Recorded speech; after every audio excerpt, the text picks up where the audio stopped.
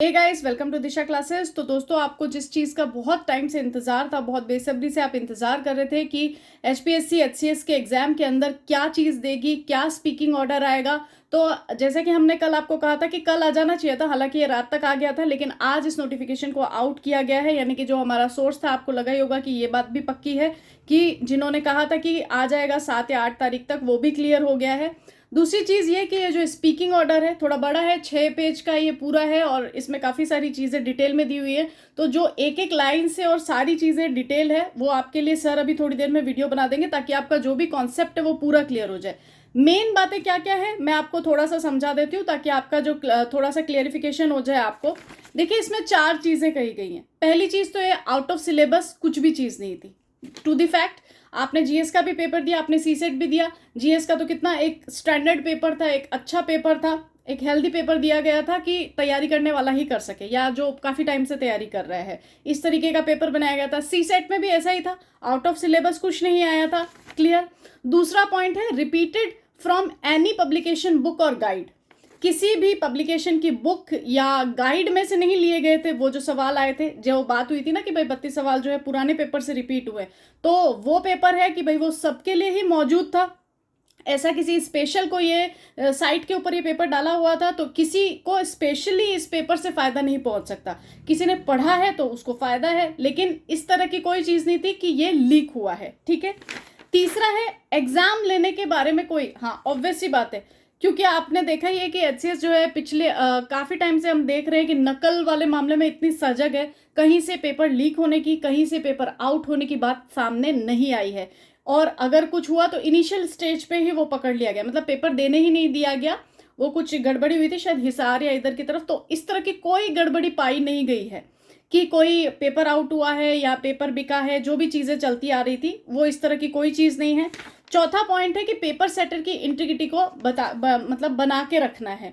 तो जो ये बात हो रही थी ना कि पेपर किसने सेट किया है, ये है वो है, तो अब इन्होंने ये वर्डिक्ट निकाला कि जो सवाल दिए थे पेपर सेटर ने, वो की एक स्ट्रेटेजी के तहत ही थे, आप ये मान लीजिए। अब इन्होंने दूसरी चीज, इसको ये जो किसका हवाला दिया है, एक 2020 के अंदर देवेंद्र वर्सेस एचसीएस वाला जो है हरियाणा गवर्नमेंट का एक केस था, 1366 नंबर का। सर आपको इसकी डिटेल सारी बताएंगे कि क्या केस था, केस में किस तरह, क्योंकि इस केस को आधार मानकर इसका जो है आपको एचपीएससी ने अपना स्पीकिंग ऑर्डर दिया है। तो आपको होप ये चारों चीज़ें तो क्लियर हो गई होंगी कि पेपर आउट नहीं हुआ है, आउट ऑफ सिलेबस नहीं आया है, किसी गाइड में से नहीं लिया है, जो पेपर था वो सबके लिए मौजूद था, और पेपर के सवाल नहीं डिलीट किए जाएंगे, क्योंकि ये एग्जामिनर जो होता है, जो एग्जाम पेपर सेट करता है, उसकी इंटीग्रिटी पे सवाल उठाते हैं। क्लियर। दूसरी चीज़ आपको ये ध्यान में रखनी है कि अब इससे नुकसान होगा या फायदा होगा। तो इन लोगों ने जो सवाल आपको दिए गए थे, अभी एक बार सर डिटेल भी बनाएंगे, लेकिन मैं आपको बोल दूं, अगर सपोज मैंने पेपर दिया, मैंने वो 36 सवाल अटेम्प्ट किए थे और उनकी वजह से मेरा क्वालिफाइंग रुक रहा है, तो मेरे को क्वालिफाई किया है, क्योंकि वो मेरे को उनकी वजह से प्रॉब्लम हो रही है, ठीक है, मुझे क्वालिफाई कर दिया।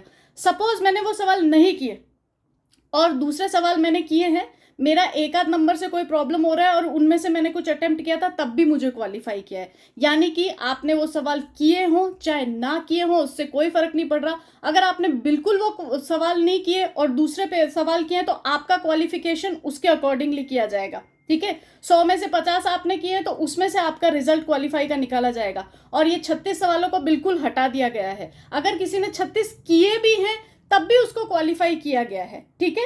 अब सही और गलत तो देखो देखना पड़ेगा, अदरवाइज उनकी वजह से किसी को नुकसान नहीं हो रहा है। तो अभी इसमें क्या क्या चीजें जो थोड़ी माइनर माइनर हैं, वो सारी सर आपको एक डिटेल वीडियो में बता रहे हैं। तो बहुत बड़ी खबर है, और हालांकि ये जो है काफी सारे आप में से काफी सारे नाराज भी होंगे, लेकिन एक एचसीएस के द्वारा, एचपीएससी के द्वारा ये एक बहुत अच्छा डिसीजन लिया गया है, खासकर उनके लिए जिन्होंने बहुत मेहनत करी थी और जिनके 55 प्लस जीएस में बैठ रहे हैं। तो निराश होने की बात नहीं है ये कि आपने पेपर रद्द क्यों नहीं किया, उन्होंने तो आपकी प्रॉब्लम ही सॉल्व कर दी। तुमने सवाल किए चाहे नहीं किए, तुम पास हो, अब मेंस लिखो।